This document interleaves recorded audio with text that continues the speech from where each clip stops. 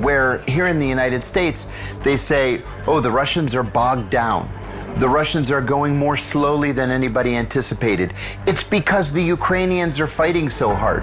No, not at all. The reason is that the strategy is different. The Russians said from the very beginning that they wanted to avoid civilian casualties. Their goal, their policy was not to destroy the infrastructure of Ukraine. Their goal was not to attack civilian targets. The Ukraine war is a proxy war. This is a war between Russia and the United States. And again, it's one of those situations where the U.S. can fight a war and not lose any of its own people.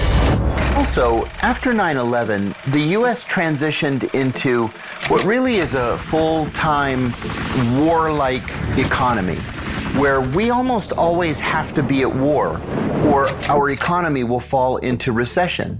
And so when we see these enormous amounts of money going to Ukraine, $40 billion, $13 billion, it's not that we're just writing the check and giving Ukraine free money.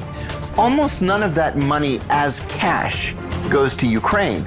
Where it goes is to U.S. defense contractors. The Russian government has been very straightforward, very direct with what it wants. It wants to protect Russian interests in Luhansk and Donetsk, in the Donbass. It wants Crimea to ensure the safety of ethnic Russians, safety and security. They've been very, very clear about that. And so in the end, despite what we're hearing from the Ukrainian government, I think the Ukrainians are going to have to eventually agree to some sort of a land for peace deal.